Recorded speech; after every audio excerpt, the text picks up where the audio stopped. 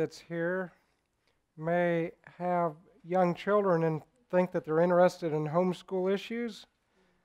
But I think after we look at some of the different facets of things relating to homeschool issues, that you all will feel that you have some level of vested interest in it in some way and connection.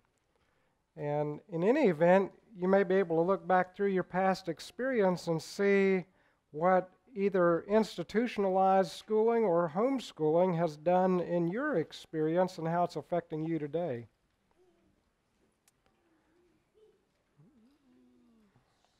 So as soon as everyone finds their seats, we're going to begin with prayer.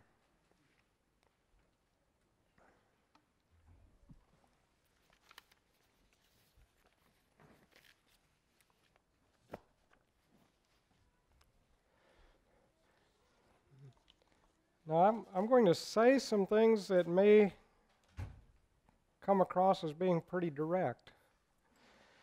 And I may ask some questions that are fairly direct, but I want you to know I'm not trying to offend anybody. I just feel that we're going to be discussing very significant and important issues. And if I don't give enough basis for some of the statements I say, feel free to see me afterwards because I can furnish you with more information and point you directions where you can do more research. But before we have prayer, I have a few papers here. I didn't have enough for everybody, but not everybody needs them. So I was going to ask you to raise your hand, and I want to share this paper with those who raise their hand. So I get it to... Well, I didn't even ask the question yet.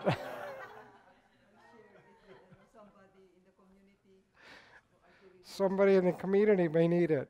Well, the question is there a family or are there parents here who have children in public school presently? Now, are you willing to raise your hand? Okay. Thank you. Yes.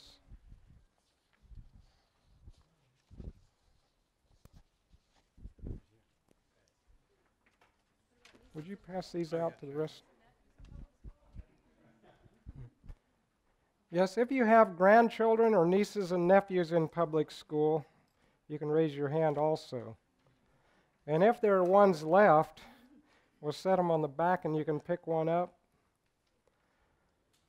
And for further research, this is not actually written by a Seventh-day Adventist, but it has some very pertinent points. I wouldn't have written everything the way they did, but they bring out some very forcible points about addressing whether or not a Christian can conscientiously place their children in public school. And I would encourage anyone that wants to pursue this more to just do a quick search on the Ellen White CD-ROM or ask someone who has one to do a quick search and look up the term public school and see what you find there that will help give direction on what the Lord's plans are for His children. I was going to say for our children, but they're actually His children. All right, let's begin with prayer. Would you bow with me where possible?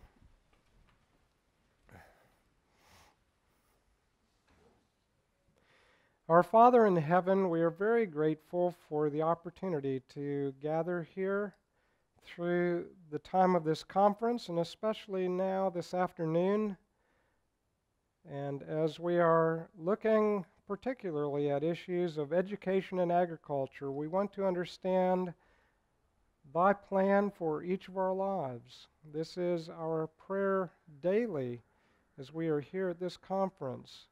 We want to see how the things that we hear, the things that are presented, the things that we study, the promptings of Thy Spirit, all of these influences in our minds, I pray that we will see their practical bearing and the application of the principles that apply to our lives. And I pray for special direction from Thee in my thoughts as I share, and for each of us as we have opportunity here to consider, and for any discussion that we have as well. We pray in Jesus' name. Amen.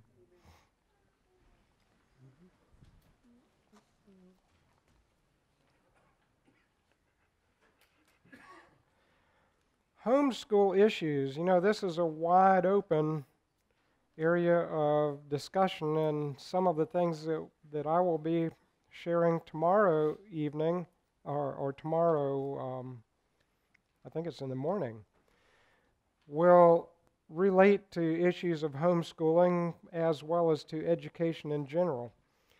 But I'm looking particularly at some of the issues relating to homeschooling. There are many people who are involved in homeschooling, and there are also many people that are considering homeschooling. There are some people that would like to do it, but they feel inadequate, or they feel too overwhelmed with many responsibilities, and they feel like they can't really focus their attention sufficiently to do it justice. So there are those who are considering many different areas of significance to the topic of homeschooling. Now, many researchers and observers are raising the question and even suggesting that one of the problems in American society today is too much schooling.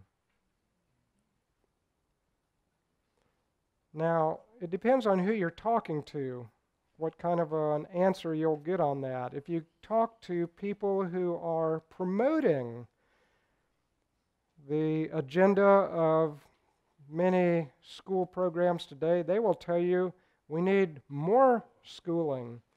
We need to start the children younger. We need to have more remedial classes, more extracurricular classes. They will say we need more schooling, but people who are doing the research and who are looking at the overall impact of what's happening and have been following the trends for a number of years are beginning to say with more and more unity that we have a problem with too much schooling. We're trying to press our children too much into formal, institutionalized routines, and it's causing a serious problem. There are also some teaching professionals who are warning that parents are generally not qualified or prepared to teach their children at home. And I know some of you here are homeschooling or have homeschooled.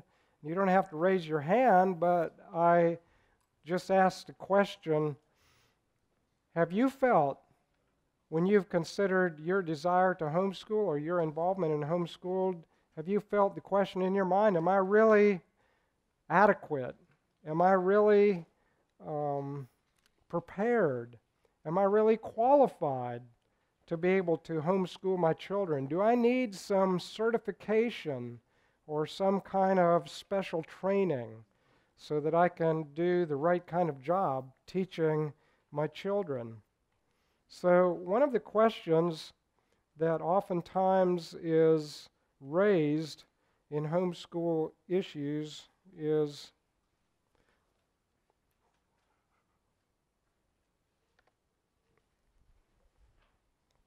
are parents qualified? What about parents not having training to be teachers? Do they need some kind of certification or special preparation? Should they at least have a high school diploma? Now, I'm from the state of North Carolina, and a situation arose in which my nephew stayed with us, and we became involved in homeschooling him for a period of time. And so we wanted to keep everything as legal as possible, as long as it didn't require us to compromise some moral principle. And homeschooling had become legal in North Carolina, as it has in most all states in the United States. But the requirement was that a parent or instructor in a homeschool situation had to have a high school diploma. Well, I hope it doesn't disillusion any of you to find out that I didn't go through the final grades of high school. My last grade of formal education was 10th grade. So at about 30 years old, I didn't meet the requirement for homeschooling my nephew. So the easiest route was to go get a GED test, which I did quickly, and then I satisfied the homeschool requirement. But there was nothing on the GED test that I didn't already know or needed to learn. I went in to take the pretest because they said you need to take the pretest. So when I took the pretest, the instructor and turned it in, the instructor looked at me and said, "Is this a joke?" And I said, "No, I have to take the test in order to qualify to do homeschooling." And she said, "Well, there's nothing you need to do, just come back on the test day." So we did that. And that's another interesting story, but that's not the purpose of my presentation. The point is that what kind of qualification do we need in order to adequately homeschool our children? As a parent or guardian, are you qualified to teach your children? Now, one of the most, I'm going to back up here because I don't want to distract you from this next slide. One of the most widely held misconceptions is the opinion that homeschool parents are not as qualified to teach their children as certified or degreed professionals. Now, that's a widely held misconception. And do you know who's promoting that misconception? The people that are most strong in promoting it are the certified and degreed professionals. Now, we hear from the milk industry that everybody needs milk to be healthy. We hear from the meat industry that everybody needs meat in order to be healthy. You know, there's a vested interest in promoting these ideas. And maybe we should ask some questions, at least, when most all of the promotion that you need to have certification or degrees or other kind of accredited preparation to be able to be qualified to teach children, when it's coming from the certified and degreed professionals, maybe we should ask a few more questions. Actually, quite to the contrary, to the popular accepted opinion that favors the view that only certified professionals are qualified to teach children, substantial research has demonstrated that homeschool parents in general excel the certified professional in providing superior education for the children. And I'm going to give you some documentation in a little bit. These are not just wild statements that I thought up to arouse you. This comes as a shocking surprise to many, but it is nonetheless a documented fact. And I'm going to cite a couple of statements on this point, and I have many more in resource books here. The first statement that I'm going to quote shows that teacher certification is no assurance of quality of education received.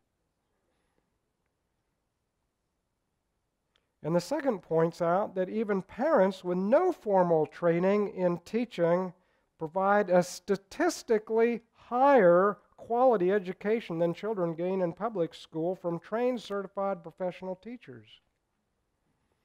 So that should encourage those of you who maybe don't even have a high school diploma and no certification or preparation as far as what you may think for doing homeschooling. Now, Dr. Sam Peavy is a professor emeritus of the School of Education at the University of Louisville. He earned advanced education degrees from Harvard and Columbia and was involved in the preparation of thousands of prospective teachers for state certification. He has served on numerous committees and commissions dealing with accreditation of schools and colleges. On September 30, 1988, Dr. Peavy testified before the Compulsory Education Study Committee of the Iowa Legislature on the subject of teacher qualifications, and in his testimony he cited numerous studies, which I'm not going to mention, but I want to quote from him a summary of his experience and the studies. He stated, "May I say that I have spent a long career in developing and administering programs for teacher certification. I wish I could tell you that those thousands of certificates contributed significantly to the quality of children's learning, but I cannot. After 50 years of research, we have found no significant correlation between the requirement for teacher certification and the quality of student achievement. That means the number of certificates and degrees of the teachers hired had no connection with the quality of the education that the students are showing in their performance. Now that sounds contrary to everything you've heard probably, but that's what the research is showing when the statistics are examined in the performance. Later in his testimony, Dr. Peavy explained that he had found only one valid way of identifying a good teacher. You know what it is? What did you say? All right. What is the student doing? He says, however, in spite of years of frustration, I am pleased to report to you that there has been discovered one valid, legal, honest, professional, common sense way to identify a good teacher. As far as I know, there is only one way. And it is about time for legislators to recognize and write it into school law. It involves a simple process. Step one is to stop looking at the teachers. Don't look at their degrees, their certificates. Don't look at anything about where they come from or what they did in the past. It says start looking at the students. Step two is to determine how well students are learning what they are supposed to be learning. The quality of the learning provides the only valid measure of the quality of teaching that we have yet discovered. Now, let that sink in. There's only one way to tell a good teacher, and it's not by the number of degrees or the certificates or anything else. It's not by how many classes of training they've gone through or whether they have a high school diploma even. If those are not the things to look at, there's only one thing to look at, he says, and that is, what's the quality of the learning that the student is coming from the teaching with? And do you know who's ranking the highest in the test scores across the nation? Homeschoolers. So what does that tell you about who's doing the best teaching? And these are even from parents that don't have high school educations.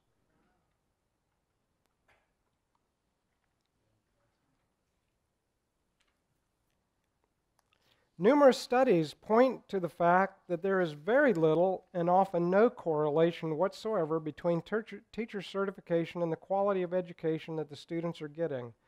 Some researchers are even claiming that there is not one study showing such a connection.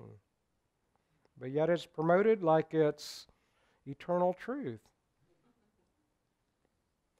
This book, you may not be able to read all the fine print, but it's one of the books that I have valued very highly. It was written by Christopher J. Klicka, who was a senior attorney with the Homeschool Legal Defense Association. He is dead now. This book was written probably about 20 years ago or so. But it has much information that is even more relevant today than it was back in the early developments of the homeschooling movement when he collected a lot of information and published this book. So the title of the book is The Right Choice: The Incredible Failure of Public Education and the Rising Hope of Homeschooling. And he describes in here some of the secretaries of the Department of Education, the educational leaders in the United States of America who made statements back in the time frame when the book was published over 20 years ago. There were education leaders in the United States who were in the government who were saying that that if our public schools cannot make a turnaround and do better than they have been doing, we should close them all down and just turn the education over to parents if we can't improve things in 5 years. Well, guess what? We're over 20 years down the line, and you know what's been happening? Nothing has improved. The scholastic performance, the achievement of students in public school has been dropping. While the performance of homeschooling has been making more and more of a gap with what's happening with public school. Now, this is just talking about academic achievement. When we as Seventh-day Adventists are talking about education, we're talking about far more than academic achievement. And that's one of the things I want to address as well. In summary, let's see here if I have all my notes in the right order.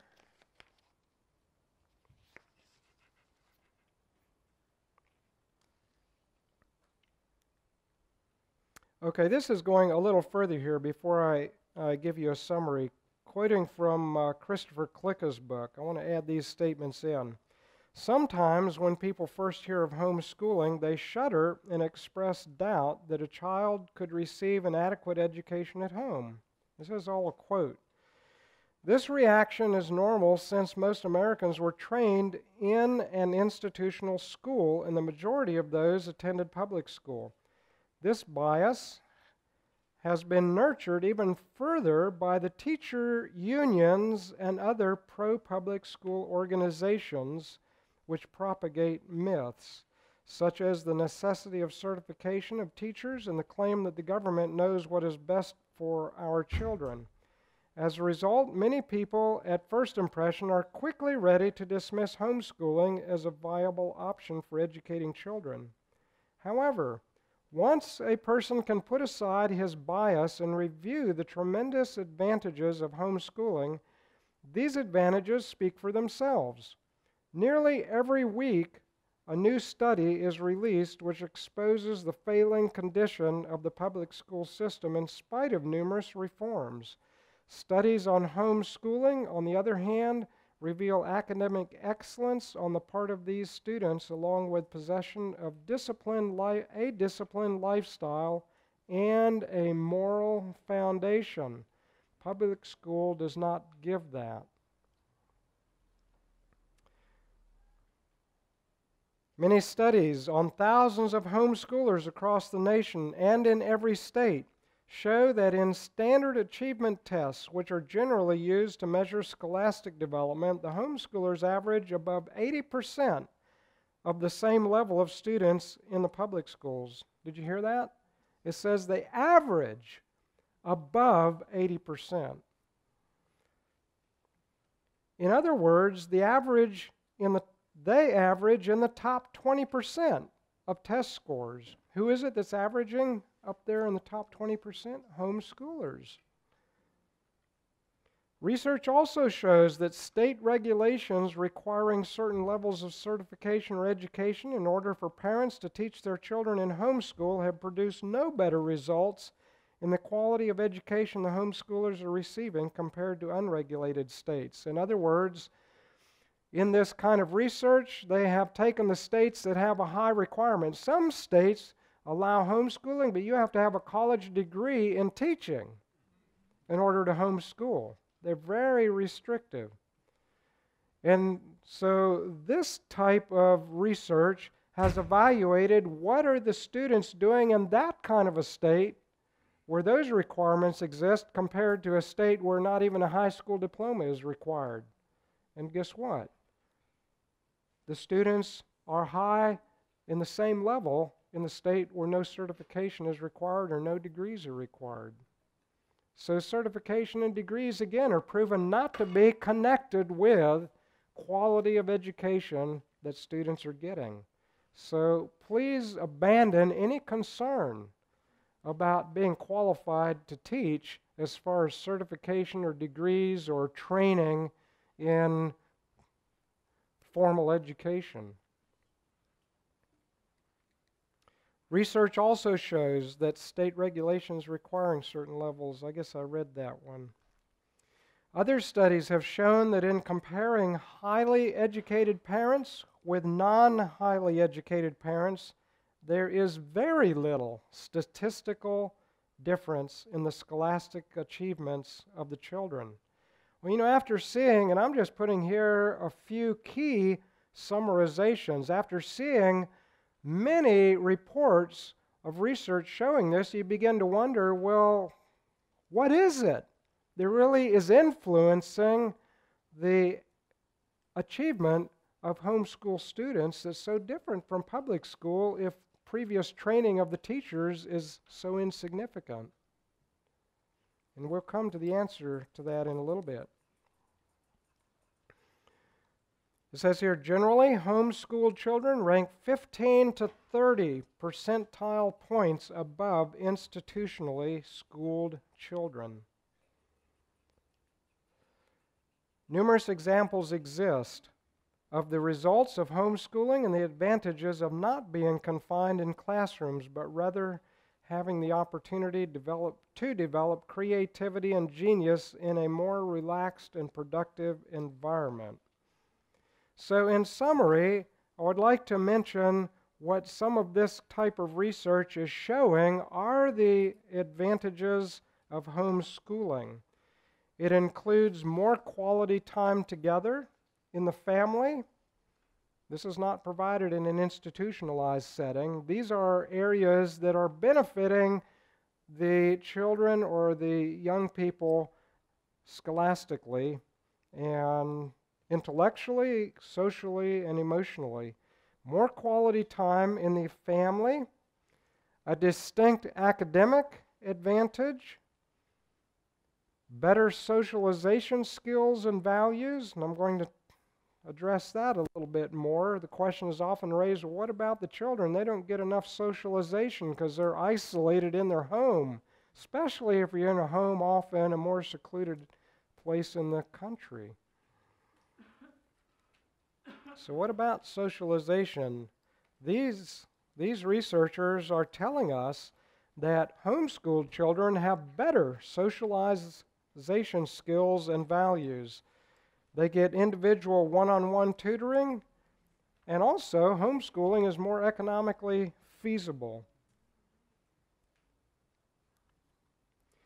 The results of putting children together in an institutionalized setting, and this applies not only to school classrooms, but even to daycare centers. Some parents are putting their children in daycare centers in their early years, even a couple years old. By the time they're 2 or 3, many children are entered into institutionalized settings, and they remain there through the rest of the years of their life until they get out of formal educational programs. But here are some of the results that researchers are telling us come from putting children together in groups in their early years especially. Good social values are not transmitted through genes. Rather, young children learn by observation and imitation. Now, this is so self-evident it shouldn't even need to be stated. We see it in the children. They see somebody do something and they try to do the same thing. They want to imitate. They want to act grown up. They want to be like the adults. Isn't that true? Is that true, children? Yes. You want to do the things the adult. You want to be recognized to be able to do things like the adults do it. And so this is telling us that young children learn. That means they're educated by observation and imitation taking place in their experience. What they see and hear makes an indelible impression on their minds and thus their actions and habits, which are difficult to erase entirely. What youngsters need most of all are good models to copy. And who are those? The other young children that are their same age? No, the parents. They need adults, especially parents, who exemplify the kind of values they should acquire and who are concerned enough to help them develop these qualities. They will adopt the behavior, attitudes, language, and even the tone of voice of the older members of the family. I have seen this so many times. I remember one home I was visiting in, and there were several children in the family, and the father made some statement to his oldest daughter, who was probably 5 or 6 years old. He made some statement to the effect, "Don't do that." And kind of like with that tone of voice and that kind of abruptness, "Don't do that. If you do that again, I'm going to spank you." Just a few minutes later, that little girl was playing with the little dolls. She took one of the dolls up and said, "Don't do that or I'm going to spank you."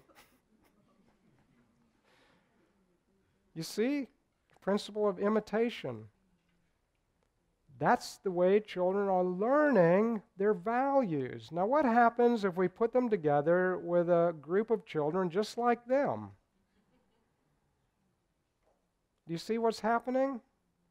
Now, that used to start much later in years than it did today. Back when I was a child, there were very few daycare centers. In fact, I don't even remember of hearing of them before my teen years or even a little later. Daycare centers were not common.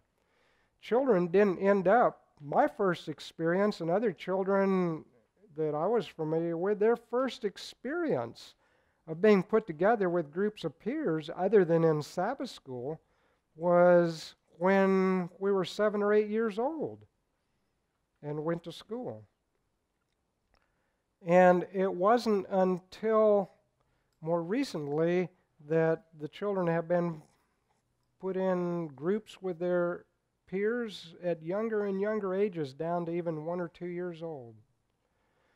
Now, how long ago did what people call the generation gap exist? When I was in my teen years, people discussed the generation gap, and the generation gap existed between teenagers and their parents. But you know where the generation gap is today? The generation gap exists even between 8 and 9-year-olds and their parents. If you look at a lot of children out in society today, that's the way it is. Their children are doing things and they're operating in a different world than the parents are, and it's an intrusion for the parents to try to become involved in those children's world and in their circles of friends and things like that. The generation gap has become well established at a very early age, and this is a result of separating the children from the home and putting them with their peers at earlier and earlier ages. And the earlier it happens, the earlier the generation gap will develop. So this is telling us that there are results of putting children together in their early years. It says children's goals and ideals are also pretty well set by the behavior of the parents, but only if they have not already been separated from them by peer dependence. We are convinced that if children do not have a close and almost continuous identification with their parents in these most impressionable early years, they will become indifferent to family values, even reject them, and latch onto their peers. So during these most formative years, which exist up to the ages of about 10 to 12, that's the most formative time, and especially the years up to 8 or 9. But during these years, they are forming their values for life, and who they associate with most is what determines how those values are being influenced.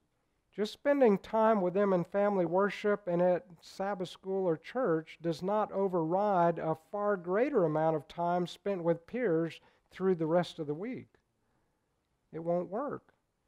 It's those who they associate with most Do I need to read it again? I've put it on the screen, and this is telling you what many people who are researching these very areas are telling us.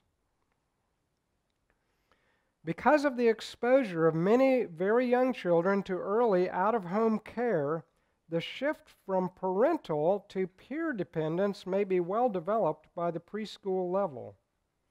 A generation ago, this was noticeable only among teenagers. I referred to that a little bit ago. Unfortunately, since their young peers are generally not carriers of sound ethical values, the children learn bad habits and manners, but not the difference of right from wrong, the reason for rules, or the value of work. It's almost proverbial today, the difficulty of getting young people to enthusiastically engage in manual labor. They don't see value in it. They're disinterested in it. They can spend all day in front of a video screen, and their exercise is running the controls. But I could share with you stories that people, even who are not Adventists, have told me about their struggles to try to get their grandchildren involved in something, even as much as riding a four-wheeler, and it's too much effort, because I'd rather sit in front of the video screen. So where are they going to learn value of work and to distinguish bad habits from good habits and proper manners? It's not from their peers. And the principle that I hope that we are starting to see emerging is not so much the certification that determines the kind of learning that's taking place. It's time and association and quality of what's being spent together. That's where learning is taking place.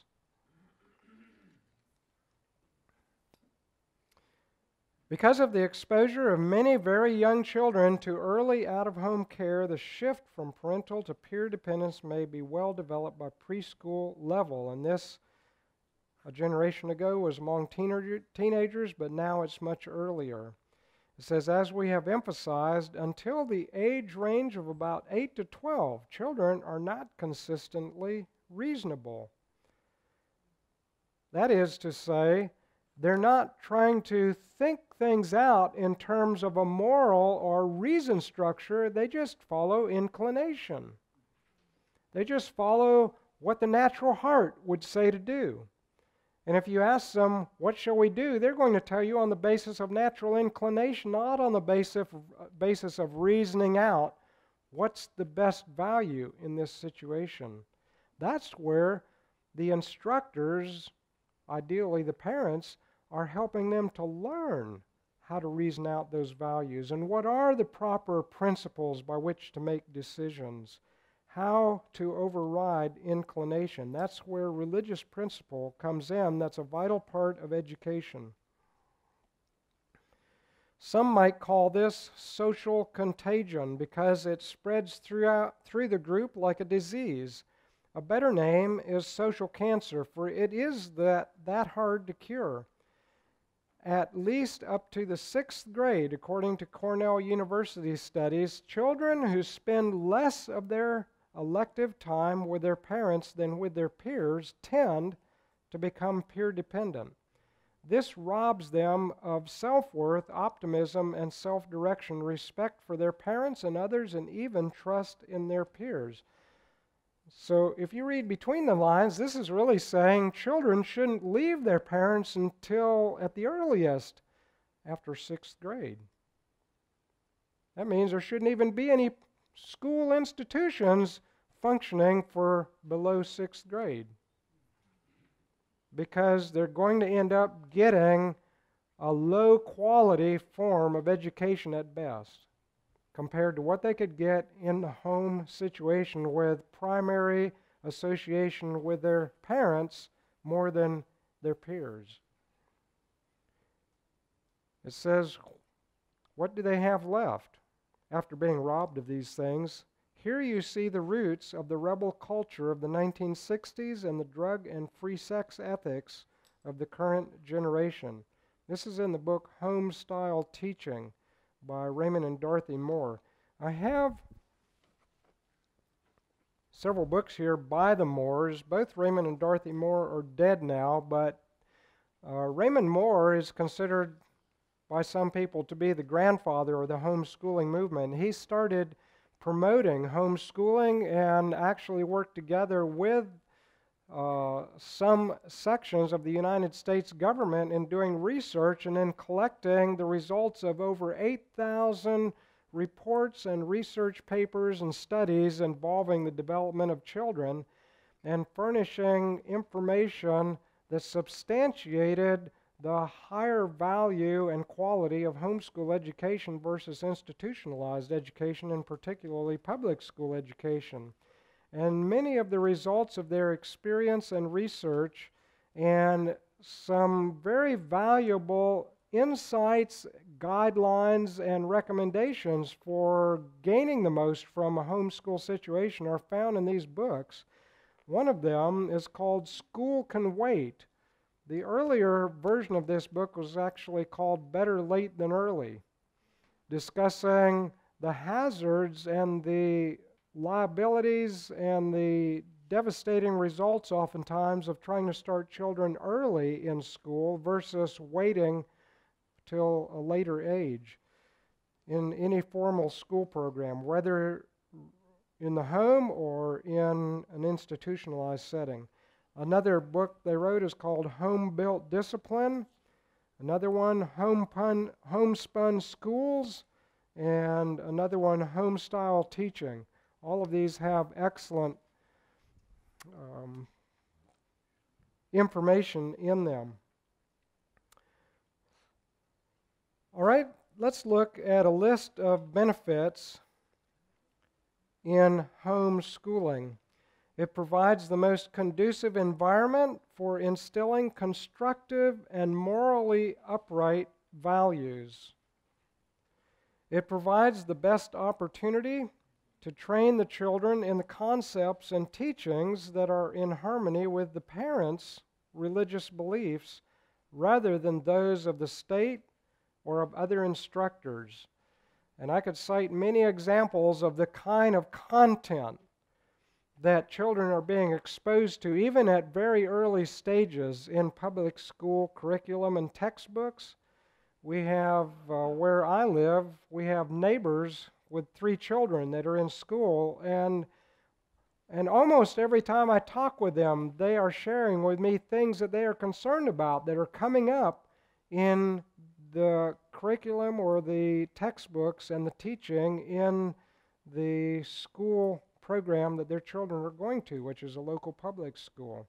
And I've had opportunity to talk with them about the value of homeschooling, and they're becoming more and more favorable toward that. But there are many examples of this. I won't take the time to cite them now. A third benefit is homeschoolers, as I pointed out earlier, average 15 to 20 and even 30 percentile points above public schoolers on standardized achievement tests. This is the average. Homeschoolers have the best development of socialization and adaptation skills. I'm going to talk about that a little bit more here before we close. Homeschooling provides the best opportunity for individualized instruction. Homeschooling is significantly cheaper. Homeschool makes a better use of time and resources. Homeschoolers are accepted in most colleges and universities. Many of the people who are recognized as solid leaders of the past were from backgrounds in which homeschool was an influential factor, as well as many inventors and other famous people.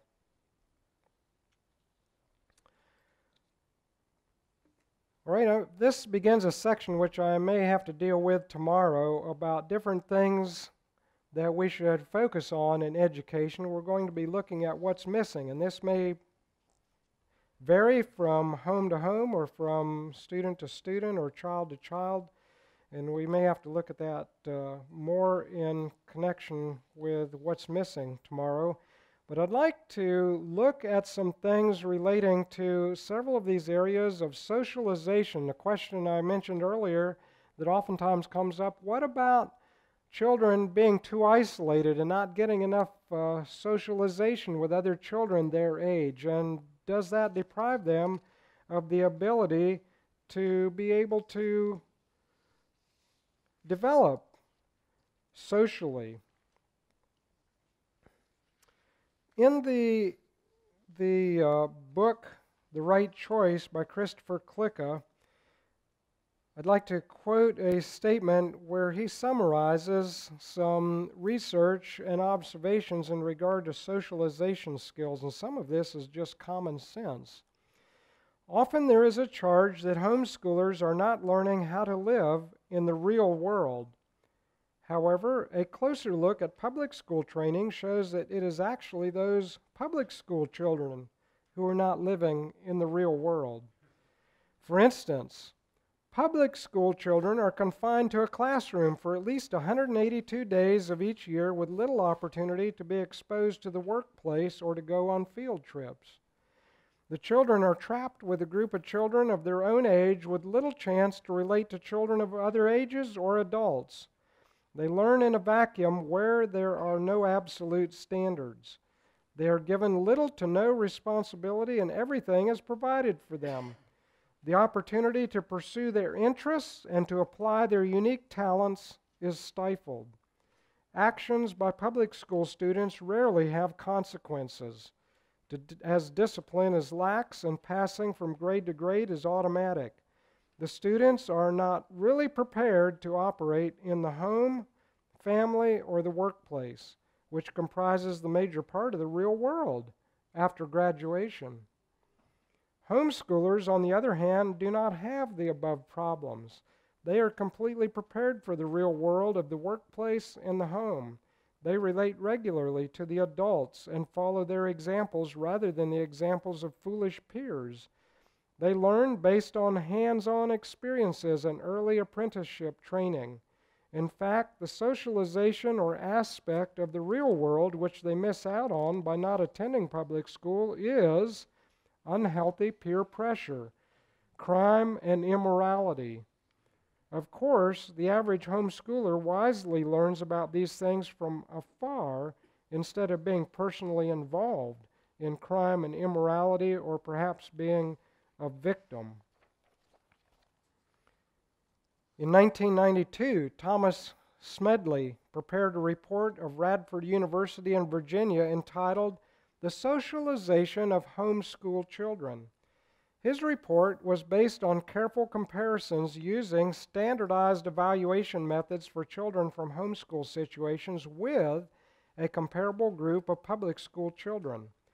Smedley had this information processed using the statistical program for social science, and the results demonstrated that the homeschooled children were better socialized and more mature than the children in the public school. The homeschooled children scored in the 84th percentile of this test, while the matched sample of public school children only scored in the 27th percentile. Another researcher, Dr. Larry Shires, discovered that homeschool children have consistently fewer behavioral problems. The study indicated that homeschooled children behave better because they tend to imitate their parents, while conventionally schooled children model themselves after their peers. Shires reported that, and I quote, "The results seem to show that a child's social development depends more on adult contact and less on contact with other children as previously thought." Shires, by the way, was a psychotherapist who was chairman of the Board of Clinical Social Work, Marriage and Family Therapy, and Mental Health Counseling in Florida. Other studies also confirm that homeschooled children are better socially adjusted as a result of more interaction with adults than with peers. Now, the Hewitt Research Foundation, which was founded by Raymond Moore and continued to conduct much of this kind of research, has compiled information about this, and I'll share a little bit of that with you.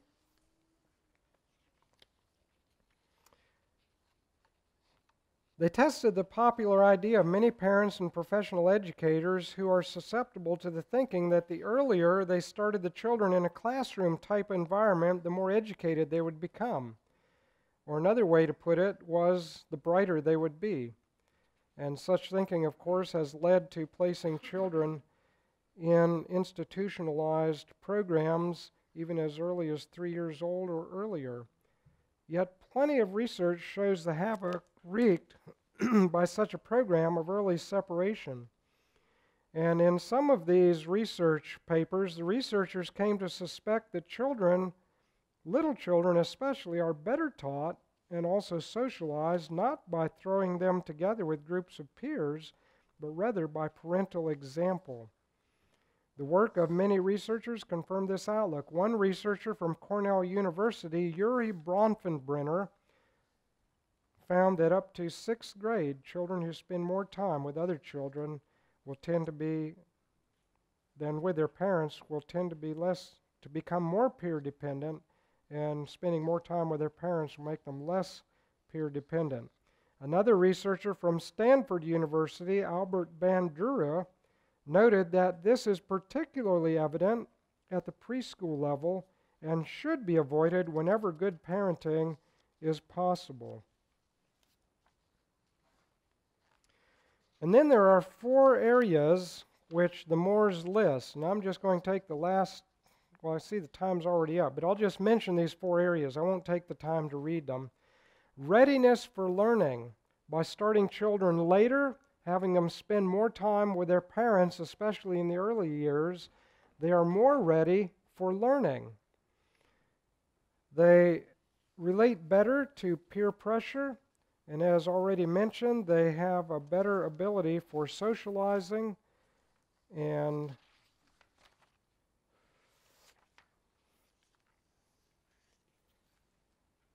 I think that's where I'll close. I had 3 papers that we passed out, which give much more information on some of these. Pardon me? We have 10 minutes? Okay. Well, I will share with you just a little bit. I think in one of your papers you have a title, A Different Look at the Mental Health of Children. You can take a look at that and follow along with what I'm going to point out here. One of the results of starting children early, and this particularly relates to institutionalized schooling, but many of the physiological aspects of this, meaning brain development, eye development, and different aspects of the physiology of the children's bodies that relate to their ability to learn, that these are not prepared for going through the process of thinking that's required in the educational process often used with children when they're started at these early levels. One of the things is that some of the research has pointed out that children are, and especially boys who mature later physiologically, intellectually, and socially than girls, then many of them are doomed to lifelong requirement of eye strain or requirement of wearing glasses because of eye strain by starting them too early, meaning before the ages of 8 to 10, for boys particularly, at any kind of bookwork type of activity. The earlier that they're started, and this applies to girls as well, the earlier they're started, the more their eyes are strained because of not being prepared for this type of fine focusing. And they end up being doomed to wear glasses for the rest of their life. And in addition, the development of the brain neurons and the ability to follow thinking processes required for recognizing letters, words, and other things, and doing the type of things done in school.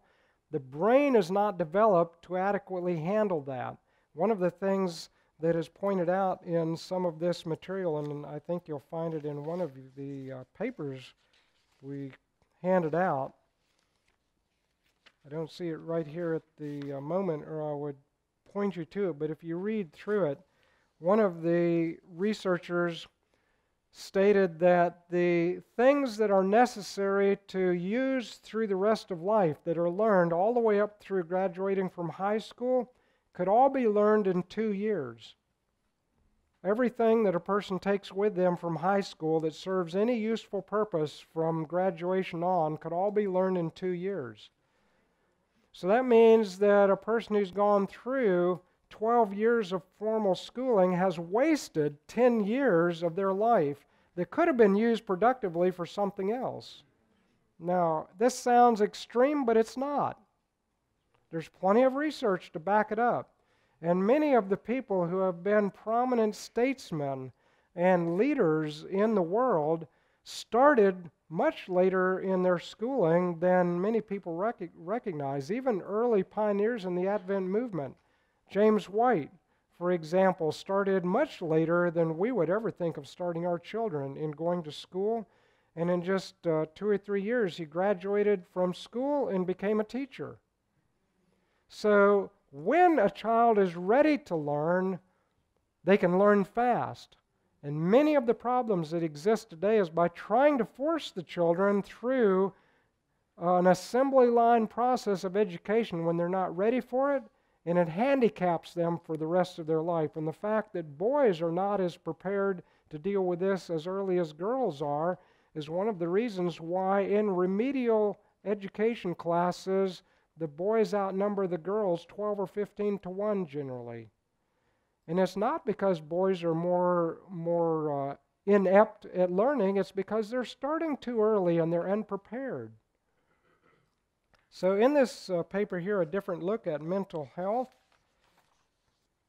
Notice inside the first, when you turn over the first page to page number 2, the section on achievement, it says, the Moore Foundation analysis concluded that, and this is a result of looking at over 8,000 studies and reports, they concluded that where possible, children should be withheld from formal schooling until at least ages 8 or 10. One of the researchers, Elkind, warned against student burnout, which has become pervasive in American schools.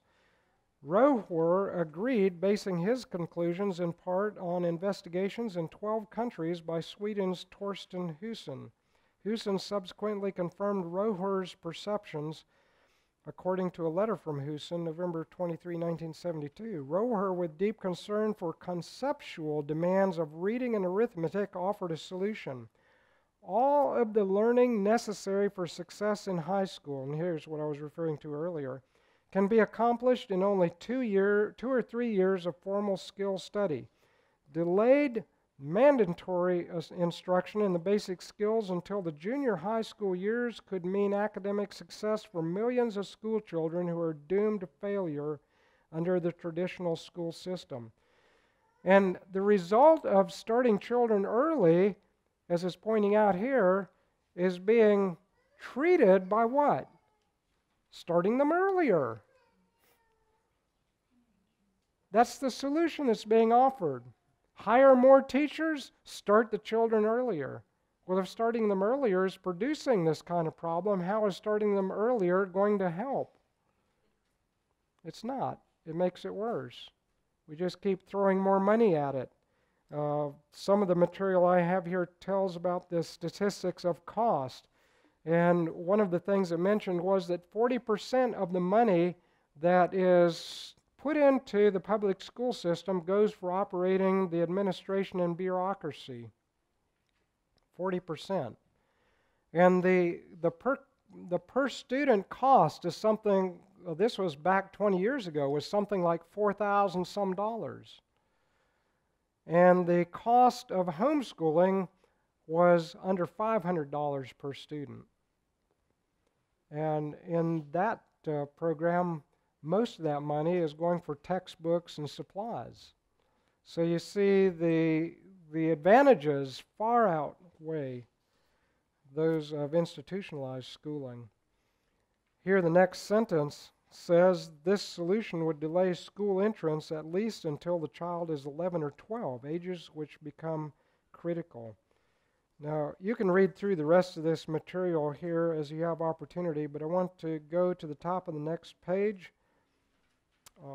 Well, the statement at the bottom of that page and then on to the top of the next page.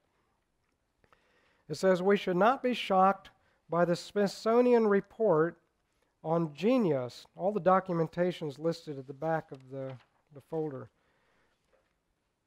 The Smithsonian report, which was the result of research to identify what things did people who have been considered world-class geniuses, what did they all have in common? Was there anything from their backgrounds or makeup that contributed to making them geniuses? And you know what? They found there were three things that all of them had in common. You know what they were? It says there were they came up with a three-part recipe for high achievement, for producing genius. It consisted of, number one, much time spent with warm, responsive parents and other adults. Number two, very little time spent with peers. Number three, a great deal of free exploration under parental guidance. And none of those three things are possible in an institutionalized public school setting. Says study director Harold McCurdy concluded, the mass education of our public school system is, in its way, a vast experiment on reducing all three factors to a minimum. Accordingly, it should tend to suppress the occurrence of genius. So you see, what we in our society are promoting as education is just like what Ellen White said about the education that was promoted in the rabbinical schools in the time of Jesus. She said it tended to cramp and repress true learning, and that's why Jesus didn't go to any of those schools. He learned from God's 4 heaven-approved lesson books, and do you know what those were? If you're familiar with the book Education, page 77, it tells what those were. All right. Does anybody know which one was the first one? Because it actually lists them in an interesting order there. Not meaning that they're in the order of importance necessarily, but first one is useful labor, useful work. The second one is the Bible. Third one is nature. And the fourth one is life's experiences.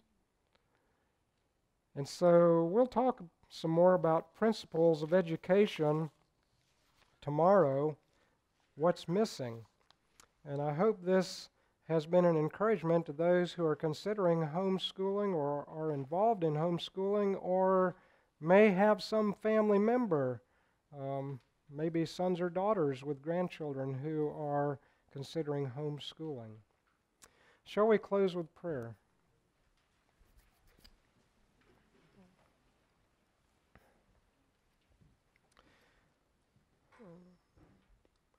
Our Father in heaven, we are grateful for the privilege that we have of serving Thee and of access to so much instruction and counsel that has been given through inspiration.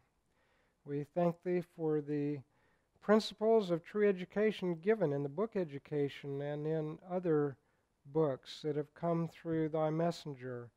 We thank Thee for the principles we find in the Bible.